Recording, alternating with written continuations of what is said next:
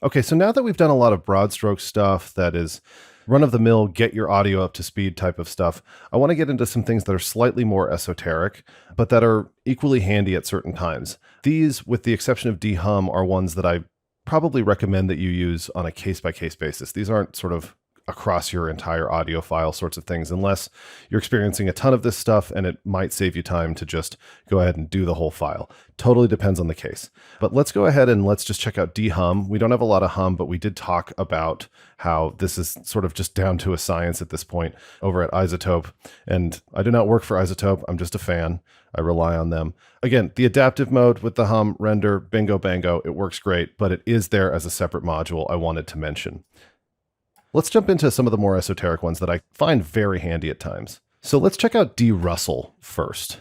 Let's listen to what we have here and we'll see if we can find something to de-rustle. De-rustle essentially does what the name indicates. It gets rid of rustle, which can come from a lot of different places. Maybe a mic touched something. Maybe it's someone's breath or a plosive that's rustly in particular, and it just happens to work better.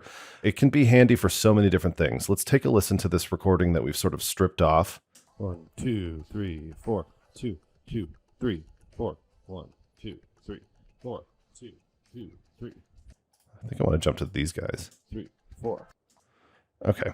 2, 3, 4, 2, 2, 2, 3. Let's check out this 2 right here with de-rustle. And again, let's play with the reduction strength, ambience preservation. We can start high, and if it sounds better pulling it back, we will. Separation algorithm. Again, we're usually working low to high in terms of CPU load, so I like things to be as pristine as possible. We're going to go with joint channel because this is a stereo version of a mono recording. But if you need things to be channel independent in a stereo file because it's a true stereo recording with different things going on the left and the right, you can go ahead and go with channel independent. Let's do advanced joint channel, and let's just see what we can make happen. 2, 2. Okay, here's without. 2. Here's with. 2. It's gotten rid of some stuff there. That's working pretty well for me. Again, this is a baby step, but if we're really having to save something like this, or if you're really trying to pull some dialogue out of something or a vocal performance and you've just really got something bad that happened. I've used this a lot for live recordings when people are wearing a costume or a headset mic. A lot of different stuff can happen. De-rustle can really get you out of a jam. Let's go over to de-wind because de-wind is also really handy. De-wind is somewhere between de-plosive and de-rustle. So essentially, de-wind works exactly as it sounds. It can get rid of these sort of blowy sounds.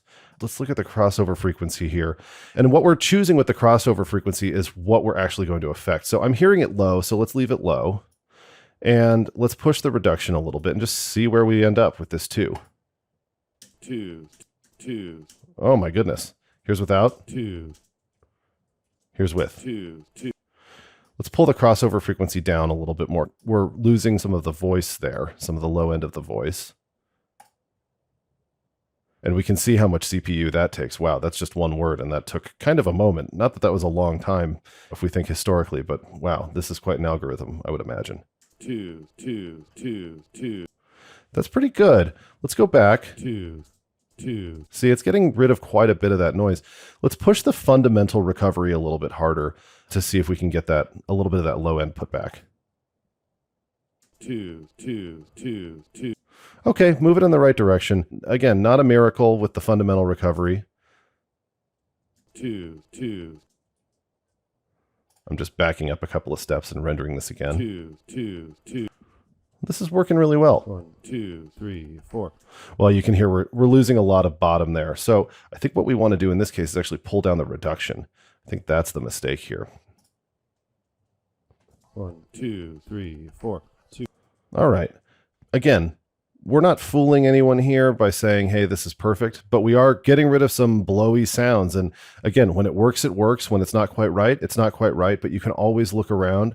You can check out things like declip, denoise, even deplosive might be handy in a situation like this, but these are all things that you can try to see if you can make something sound a little bit more natural and to make it work for your production.